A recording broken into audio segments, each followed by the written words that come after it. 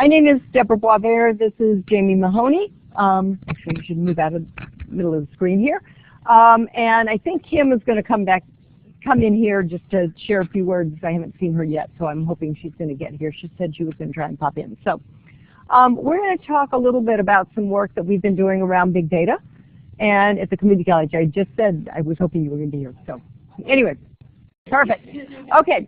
So the first thing is just to talk a little bit about this, because a lot of people don't think about big data in the community college. And so we're going to talk a little bit about some of this work.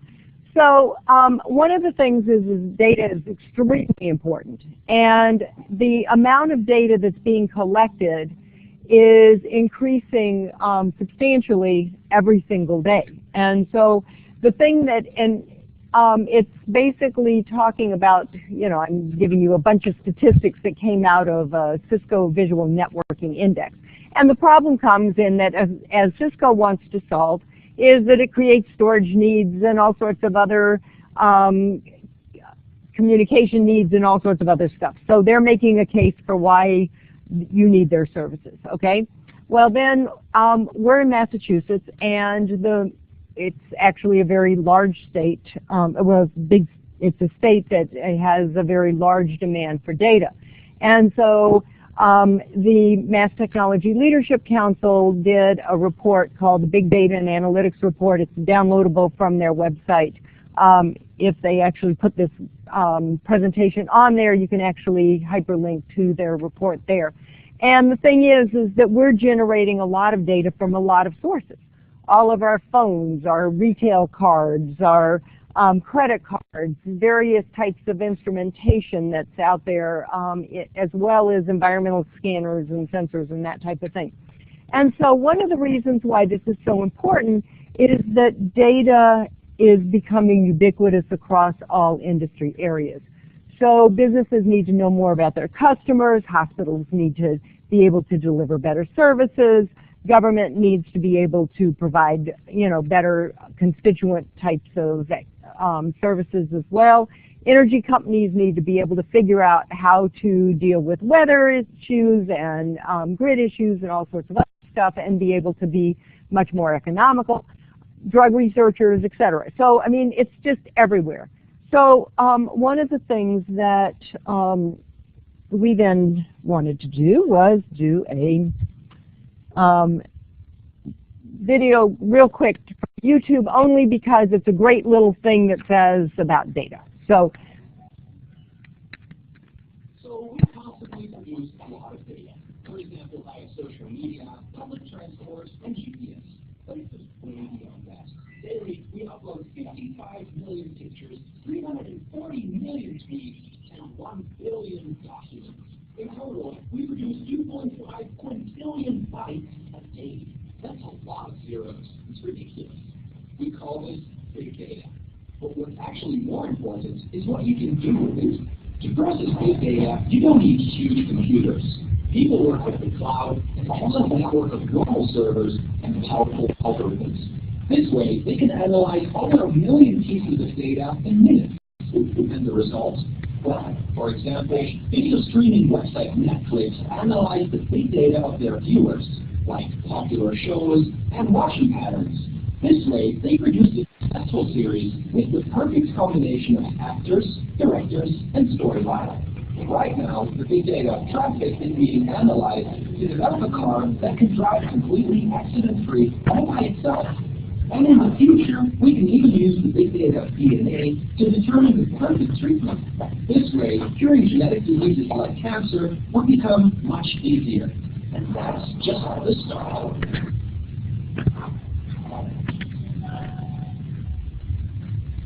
Okay. It's cute too. And it's just a great thing to be able to show. Okay, so the thing is that again, then there was another data report that came out of Massachusetts, the Mass Technology Collaborative, and they did a big data report as well. And one of the things that was really alarming there was the types of statistics that they were showing about the data market. And the numbers, so there are 485 companies in Massachusetts, in the data cluster. There's 80 new big data related companies launched since 2010. Actually, it was in the 4 years because this was a few months old. 70,000 employed in big data jobs in Massachusetts, and it's expected to almost double in the next 5 years. And the thing that was very interesting is that they talk about the big data graduates. Now there's 75 per 100,000 people. So that's not a lot of graduates. Now, the reality is those are also pretty much all from MIT, because they're talking about data scientists. They're not talking about a lot of other types of skill needs. So BayTech, which is the National Center for Computing and IT, which I help run, was given a state grant in Massachusetts because we made the case that there are ways to be able to do data at lower levels. You don't have to be an MIT PhD to be able to do data. So we said we wanted to figure out, because we had talked to lots of industry and they were, talking about the fact that it was, very difficult to be able to meet their data needs. And so we said, okay, let's try and figure this out. So we got a small grant. It was about $50,000 or so to be able to kind of do stuff. So we brought together a bunch of industry advisors. So these are some of the advisors that we had. Very large types of data types of companies. So Epsilon, if you're not familiar with it, actually does analysis for a lot of the sports places. They do things for like Nordstrom and retail, etc., Stop and Shop. So, and then, a lot of other companies that also provide services like EMC and Oracle and IBM, and that's in that kind of business, and we had them come in as well. So one of the things that we were learning was different types of employment that are possible in big data.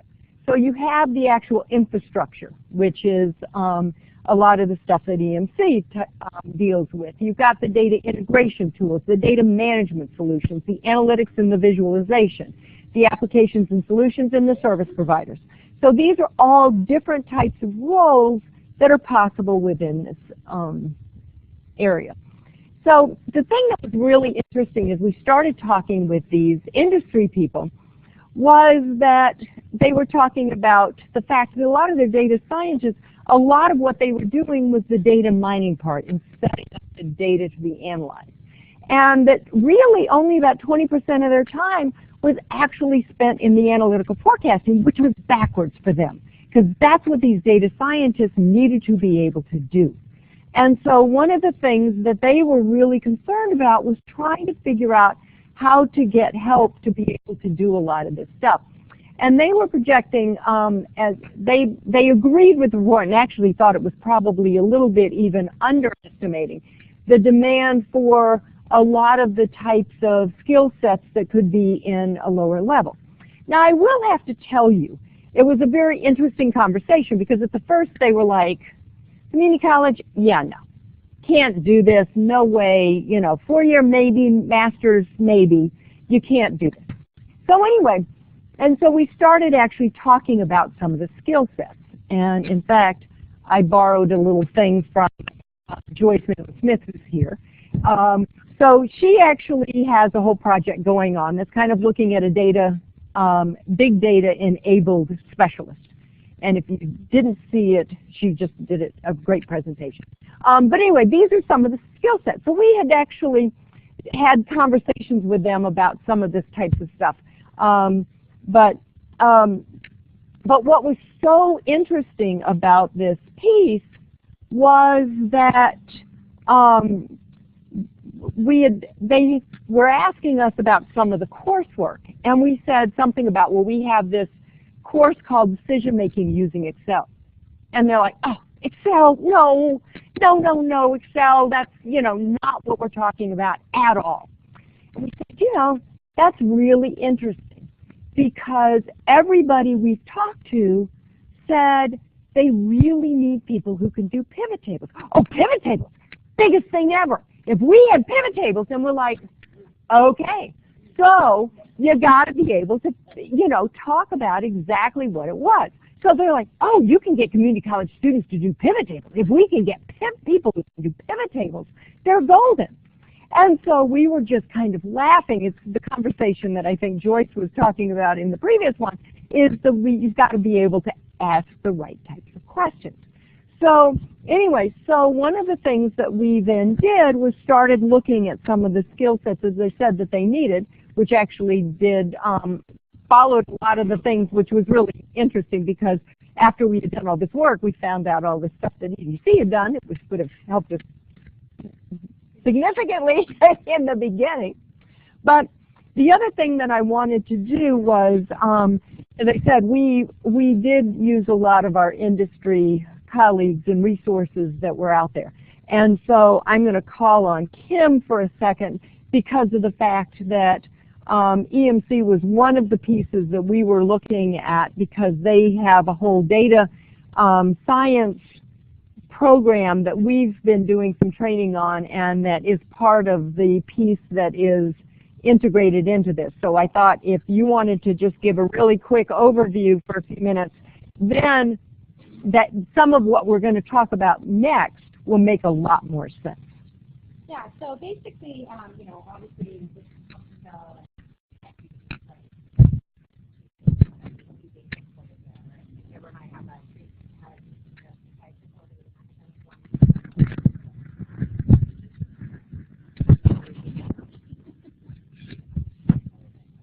Okay, so what I was saying is when EMC's had our academic alliance program for about 7 years now. And 2 years ago, EMC decided to add curriculum to our program. So in a nutshell, we have 4 courses that are technology-based courses, so they're not vendor-specific. And obviously with the changes in the industry with cloud computing and now with all of the data that we have and the growth of digital information and how companies are implementing big data analytics for foresight, right? Hey, what's the trends that are coming next? How can we get better value versus hindsight, which is sort of the business intelligence piece of like how much are we selling, who are we selling to?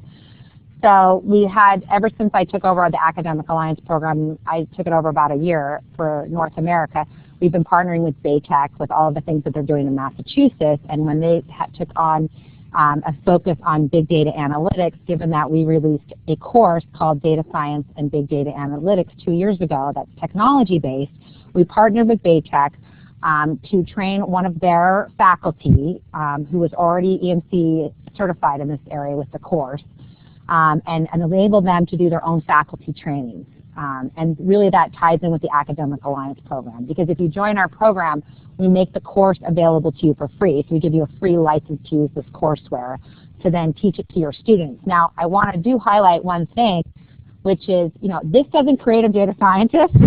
Let's just say that, okay? I mean, that's like years in the making in the fact that they have to be technical, but in the same regard, there's a lot of creativity that goes into big data analytics. So really the course is really designed that, let's say you had a business analyst and you wanted them to be more involved in the big data analytics. This course would allow someone to participate in a big data analytics team. So if you don't have basic programming and you don't have statistics, you would struggle in the class. So those are kind of like the prerequisites to really be successful with our class. Now the really nice thing I'll say is that with our course, we've just been giving away our commercial curriculum, but this month, I'm super excited, we're coming out with this, it's all the same courseware we have in our commercial course, but we're coming out with a textbook from Wiley. So I will give everyone here, I don't have the textbooks yet, I wish I did, but I'm happy to give anybody that's in this meeting, in this session that wants to email me a free copy once the textbooks come out. And then you can evaluate the course for yourself. And so we have these other courses, and that's what we do for the other course. Right now, if let's say you wanted a commercial copy of the curriculum, I could give you that. But I would say wait for the nice, fancy, new, polished, beautiful textbook that's coming out. And so really, it's just been great. A real benefit to EMC is to have an organization like Baytech that can deliver the training, because then people are able to come through working with Baytech to get training. So. Oh, okay. It is KIM.YOHANNAN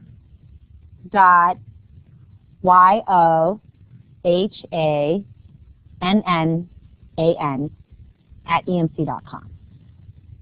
That's my first and last name. So just feel free to email me, and it may not be right away. It might be like beginning of February or mid-February, just because the textbooks, I don't have them yet, and then I have to order them, and they have to be shipped to me. But if in the meantime you want the commercial course, I'm happy to send that to you. Taking the course, we will be offering it again in the summer. You can do it that first week of August. Rich? Yeah. It is in Boston. You do provide, depending on who you're with, some travel stipends. So, you know, it depends. If you're actually one of our partners, it's automatic. If you're not, then you have to write us a curriculum piece and then you get it. So, if you think San Francisco would have the market for it, we could talk with IMPIC to have it as part of their faculty development program. So if you think that the need is there, then yes. We would want to have, you know, probably about 10 to 15 people in the class to make it run. Yeah, basically, yeah. What I will say is we don't offer this class online. EMC does a lot of our commercial training online synchronous, but this class doesn't lend itself as well to that because of the nature of the teamwork required to do the class. So, I mean, if we're not doing it commercially, and I'll tell you this class commercially for the whole week goes for $5,000 at EMC. To take the class for a week, it's $5,000. So, and it has become a much more popular course since it's been released and has now been out in the market. And even we got some accolades from the Harvard Business Review because there's just not a lot out there in this area. So, yeah. Yeah. Yeah, Rich? Oh, sorry. Yeah.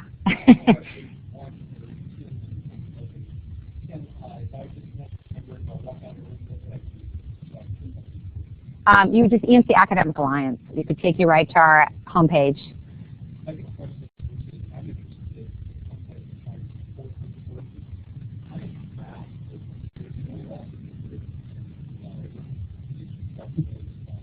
We're actually going to talk a little bit about that, but definitely statistics. Yeah. They must have had solid statistics.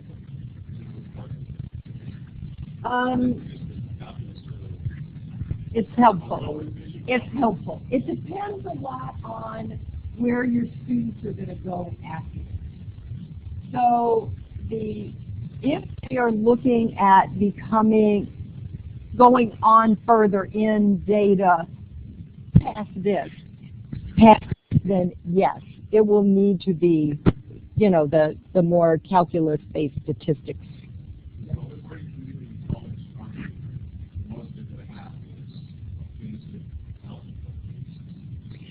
But again, they just need to understand. So they would be successful in this part of it. If they wanted to go further, they will have to have more statistics, if that makes sense. So, yeah.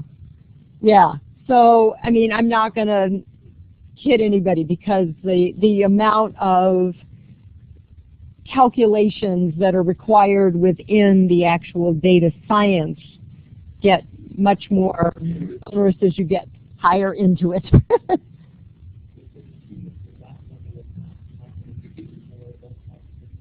Yes. Well, depending on what it is that they're going to do. Now, if you remember my list of types of positions, they're probably not going to be at the highest levels. But, you know, you can do visualization now with a lot of really interesting tools. Like, for example, IBM has created one called Mini-Eyes.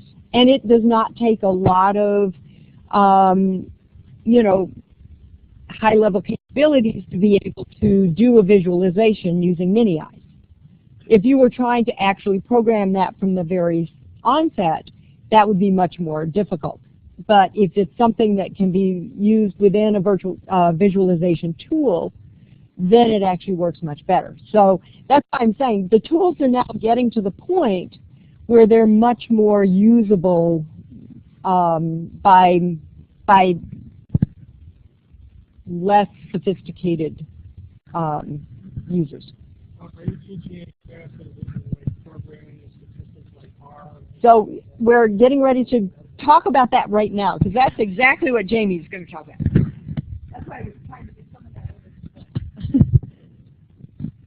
So I want to start by apologizing that I'm not the expert in this. The individual at Bunker Hill who is leading up this initiative is currently at Bunker Hill working with our robotics team, getting them ready for a, I don't know if it's a state competition or a national competition. So he is not here, so I'm filling in. So I will do the best I can to answer all of your questions as fully as I can.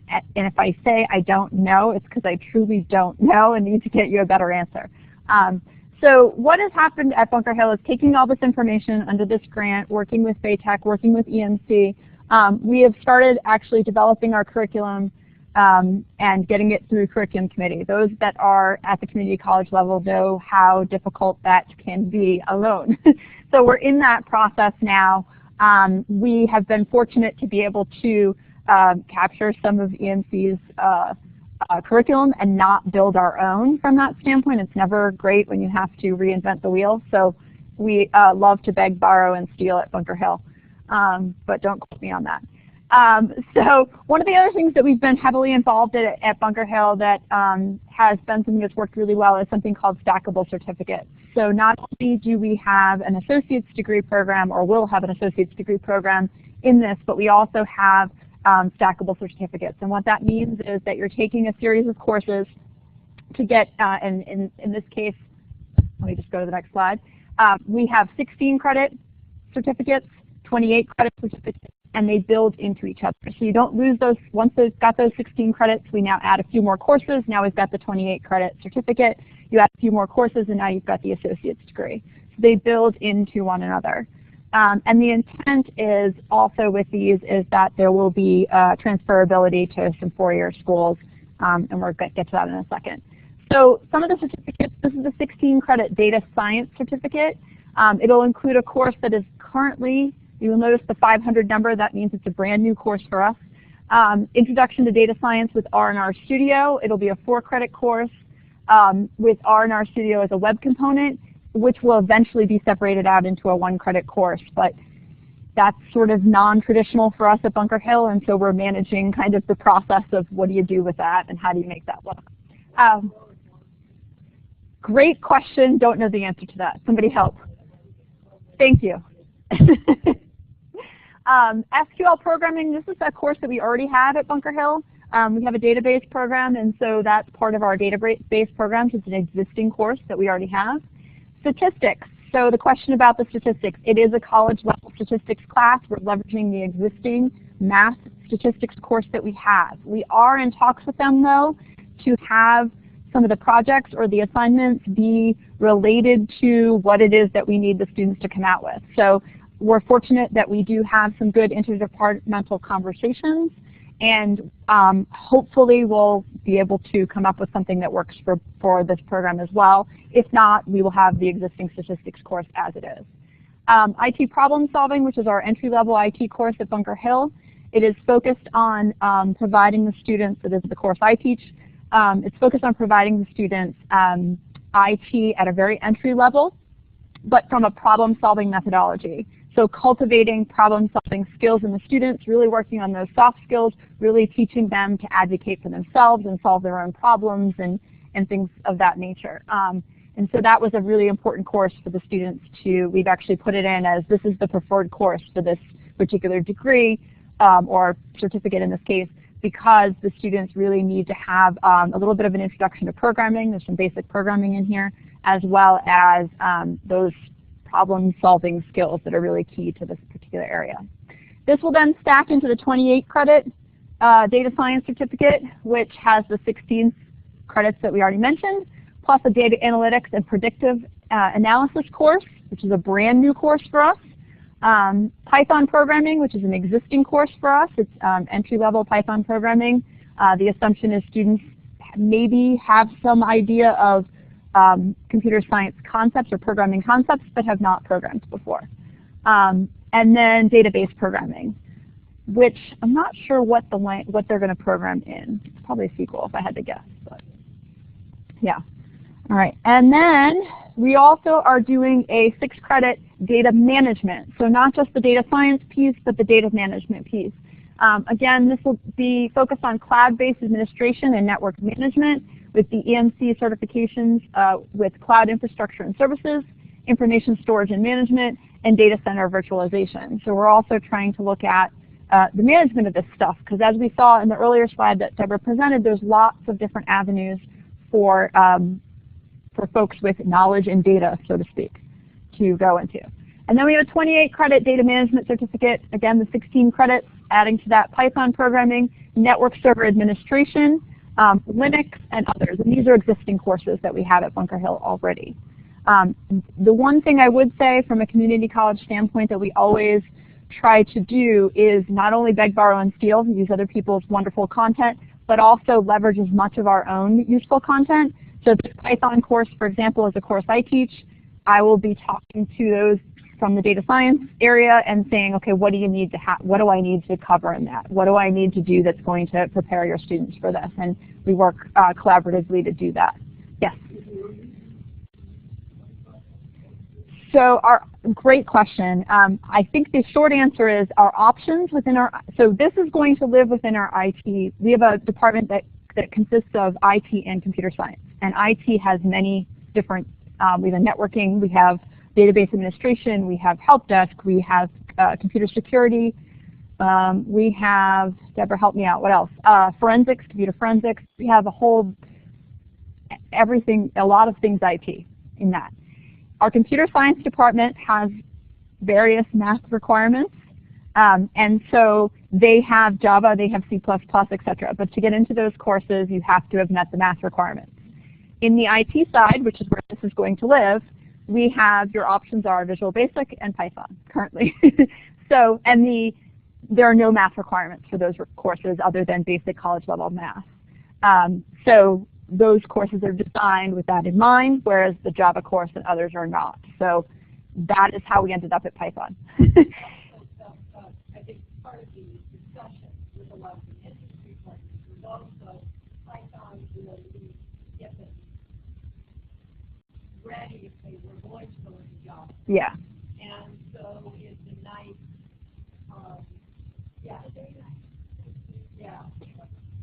you get excited about it as opposed to turning them off completely from Java. The students that know Java say that Python is incredibly easy. The students that know Python can make the transition to Java fairly easily. Yeah, that's what I've heard as well. All right, last, I think this is the last slide. So the hope is also that this will have some place to go, right? I come out with my 2-year degree. Potentially I'm employable, and that's one of the things we're hoping for. One of the things that we have in mind for these students is that it's not cost effective for industry to spend $100,000, $120,000 to have PhDs in data science clean their data. It doesn't really make a whole lot of sense, right? So wouldn't it be great if the person with the associate's degree that has this kind of knowledge is equipped to clean the data, is equipped to prepare the data, okay, for the analysis. Maybe they're not doing the analysis, but they're doing the pieces leading up to it and learning along the way. But ideally, we want them to have a place to go if they're interested in their 4-year degree program, as is always the mission of community colleges. So UMass Boston currently has a Bachelor of Science in Information Technology, BSIT. A large percentage of Bunker Hill students do go into this BSIT program, and there's a section or a concentration in business intelligence. So this is one place that the students may go. Another, UMass Dartmouth just, as of fall of this year, created a Bachelor of Science in Data Science. So many of our students may be interested in transferring there. And then UMass Amherst has a Bachelor of Science in Computer Science with a option or a concentration in informatics. So that is an option for them as well. And not that we aren't interested in what the private schools do, but we're always looking for pathways for our students within the state system, essentially, for affordability reasons and all kinds of other wonderful reasons. I think that's it. Questions, and if I can't answer them, I'm going to hand off. Yeah. The presentation? So the curriculum you will not find online because we're still in the curriculum process, to be honest, and there's no catalog yet, nothing. Well, the catalog would be out in the fall that will list everything, I hope, if we make it through curriculum. But I'm happy to share the presentation with you. We can, if you want to send us an email or send Deborah an email, either one, we'll get it to you for sure. Yeah. In terms of what those courses are, all of the descriptions for the courses that are existing courses you can find at the Bunker Hill catalog, and it'll tell you what is in the course.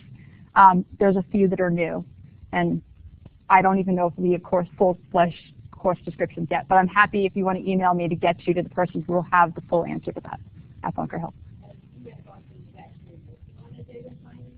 Yes, sorry.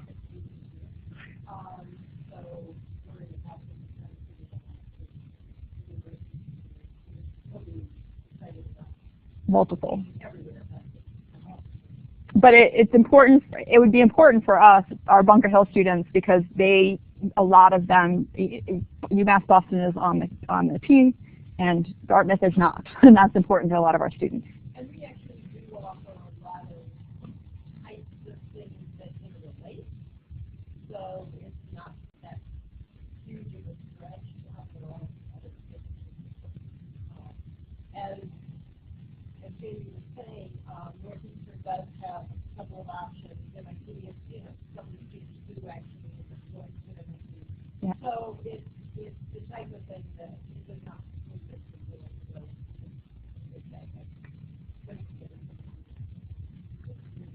probably the greatest. Yes. And one of the things that I have to emphasize is that when you are talking about this, you really need to talk about capability. Because the problem comes, as suggested in the previous session as well, is that when you use this type, it gives connotations of a creation. Because if you talk to a business person and talk about data science, they're thinking of the MIT, Carnegie, and I've been in lots of meetings at the Mass Technology Leadership Council, the data cluster, and that is what's in their mind. And it's really interesting because when we started talking to them,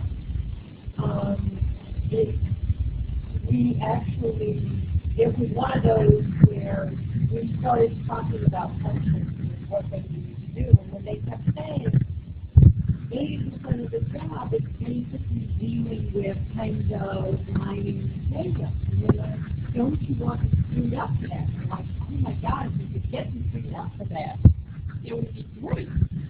But the problem comes in that they've not had that at their disposal at this point. And so now when they can be on the creation side of that, they're getting very excited about that and really helping us. And in fact, HB Vertica and Epsilon have both promised us that they will give us data sets that our students can play with, which is huge. They're going to have to figure out how to scrub it and stuff like that. And they said that they're very willing to do it. The other thing that they're very willing to do is think about how they can help get these students employed and get other employers understanding the benefits of this. And they don't think it's going to be that hard. But it was really funny because as we started looking at it, they realized that the data scientist, it's almost like an inverted triangle. Data scientist is this little itty-bitty piece, and when you look at all these other people that feed into the data capabilities, they realize that that's a much, much bigger opportunity than the more elite data scientists.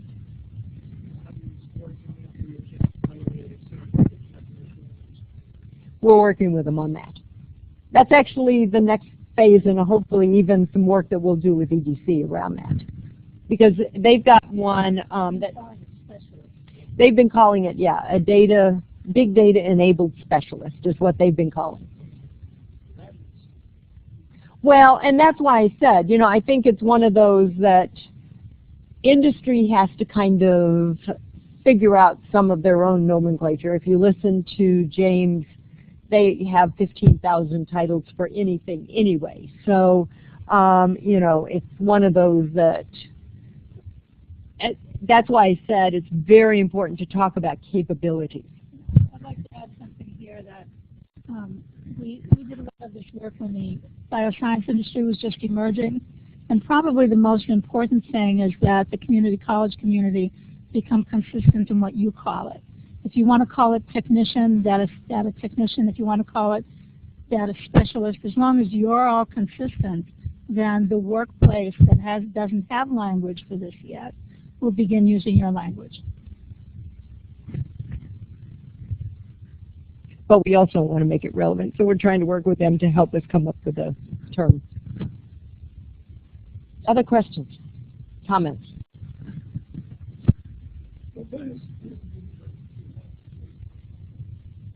I was just going to mention that. So there's a couple things I would say from a community college standpoint. I mentioned one already. You can't create an entire new curriculum. If you do, you're going to have enrollment problems, right? Everybody knows the enrollment problem of, like, you know, we've got this great new curriculum and we've got 6 classes and we can't fill them, right? And then they never run, so the program never gets off the ground. So it is important to use existing curriculum first of all. I think we're going to have a problem with student enrollment initially because I don't think they know what this is. I mean, I got to tell you, when I first heard about this, I said, I don't know what a data scientist is. I've worked in IT, but I don't know what this is. Really, can you tell me what this is? So we have to educate them on what this means, what that job looks like, and we have to do it well. We're not there yet because we're still trying to get the curriculum. If there's no classes, they won't come to begin with. So we do. We do, and we have students that are looking for, they don't use those words, data scientists, they're looking for this, or they're looking for, you know, I want to do database management, but I want to do more programming, and they don't know what to call that. So there are students that are looking for this but don't know what it's called, and then there's students who would be perfect for this but don't even know it's an option, don't even know what it is. So there is many steps in this process that we still have not gone through. We also think another market for this is going to be some of the retraining and upskilling of current workers. Because we have a huge need within the Boston area, and in fact, if you look in a lot of urban areas that especially deal in healthcare or pharmaceuticals or you know, a lot of the marketing types of things, and you see a lot of these in big, you know, in urban areas and stuff. So you'll see it in Boston, Chicago, San Francisco, Los Angeles. You know, all of these have very large data needs. And so you'll see it in some of that. It doesn't mean that you won't see some of the needs in some of the smaller areas, but you see huge deficiencies in a lot of your urban areas because it's very hard to get that talent. And in Boston, because they have so many different occupational areas that use these skill sets, it's a struggle. They keep kind of stealing each other's talent. Well, if you're out here, you could take one award for Google. Right. Oh, absolutely. Mm-hmm. And we have the Google office. We have TripAdvisor, we have Google, we have new Amazon offices, and all of those are using. That might be one entry. Yeah, exactly. Right. And that's why I said, so a lot of it is really educating the students, but also we do think an audience is going to be workers that they need upskilled. Yes? So it sounds like the data scientist is what you used to call data analyst or business analyst, because all you're doing is analyzing data. A lot of. Well, so the data analyst is probably the typical type of occupational name that you will see a lot of these students coming out of this. Yes. As opposed to the data scientist who really should be doing all of that forecasting stuff, which they're not, or actually programming to get to the analysis of the data. But they're not having as much time to do that because they're having to do all these other functions. And so that's what they're really hoping that it's going to be freed up, because they're spending huge amounts of money to have those people do much more redundant types of tasks.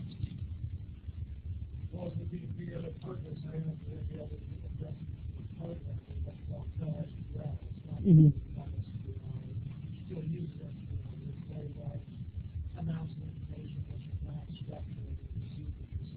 Mm-hmm. So they have cautioned us at this point to let that be the junior-senior year. So again, we're going to probably wait to see and see how that plays out. But again, you know, they cautioned us about trying to throw too much at them at the very beginning because they wanted them to be much more proficient in these as opposed to just having a smattering of lots of stuff. You know, so they felt that that was more appropriate if they continued on. Yes?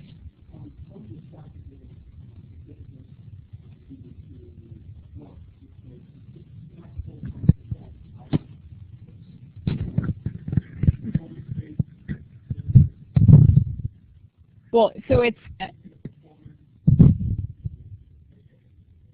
so there's a 16 credit. So it's you've got to remember, as a community college, we're serving many customers, right? So we have students that are coming in that are 18 years old. I want to get the associate's degree. I want to get the bachelor's degree. Very traditional student, right? Bunker Hill is actually, because it's an urban campus and it is a commuter campus, our average student is working 30 hours a week and is 28 years old or older. So that 18-year-old student is not our norm necessarily. We do have those students, and they are a percentage. But we have people who are coming in, as Deborah said, who are, you know, mid-career and are doing things that are maybe almost data science, and they just need a few courses. They just need, you know, to show their employer that they took these couple of courses. So that's what the stackables come from. Yes. Yes. Yes.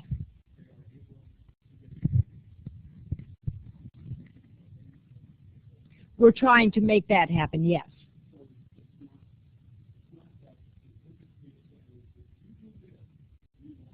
They are saying that, and so we're going to test. So remember, these are just going in right now. So they are saying that these are the skill sets that are important to us, and we can hire at various levels, and here are the skill sets that are needed at those various levels. And so that's how this has been designed.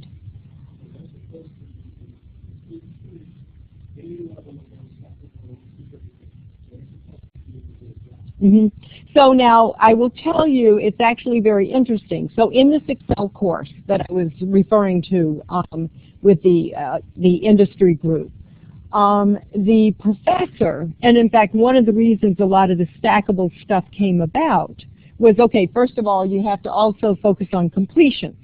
And so this allows students to be completers as well, because if they're going all the way to the associate's degree, it's a long stretch for some of these students who are working 30 hours. If they can be a completer in shorter chunks, that allows them to be a successful completer and, you know, allows us to count them as that, which, you know, is a nice, you know, value as well. So in the course that I was talking about, the professor had all of the students post at the very beginning of the course, and they have it in their program where they're doing portfolios and this, but they also would post on Monster. They would post their resume on Monster and update as they got certain skills. One of the things that was really interesting was as soon as they posted on Monster that they had done pivot tables, they started getting calls. So that's the reason why I'm saying that. So yes, so it's that type of thing. Yes, they were all, in fact, one of the students, one of the best students in the class, all of a sudden disappeared. And the professor couldn't figure out what happened. And the student came in a couple of days later and says, I got to figure out, can I finish this online? He said, because I just got this phenomenal job because I just posted this, you know. So that's exactly the reason why some of this came about with stackables, was because we realized that students could be employable at earlier stages if we knew exactly the capabilities that they needed, and designed the stackables for that reason and not for just a specific whatever sequence that a school decided to have. Because I will tell you, if you took the freshman program at UMass Boston, and I'm not dissing UMass Boston, and you put that out to an employer, they'd say, yeah, so what? because it's a freshman course that has basically programming 1 and 2 and their English and math and this and that. It's not designed for employment, whereas these were designed for employment. Those 16, higher 16 credits, 28 credits, are in the inline so they're not Right. worried about what you put in the Right. past. They want to get these certificates, they still have to get them. Right. But if they are looking for, I'm going to put it, Except for the statistics. I'm focusing on what is going to get me the job today. The one thing I do want to add to the stackable, not just for this one, but we have stackables throughout our entire program. It is not, if I'm 18 and I take a 16 credit, am I guaranteed a job at the end of that? No. Some of it is, depends on what other skills you had before you came in. So it's not a guaranteed thing. With this one, we're trying to ask industry to put their money where their mouth is, because they've said there's jobs for these people. So we'll see. But more often than not, the 16 credit, the 28 credit are folks that came in with a certain skill set to begin with, and now they're adding to it, and they're getting jobs quickly. I've had the same experience with students. As soon as we've done mobile apps, even entry-level mobile apps, they put mobile apps up, they're getting job offers. So it's just whatever is hot in the moment and what's in demand, and I'm willing to take it even if you don't have the associate's degree, because I have a need right today. So, other questions? Okay. Thank you. Thank you.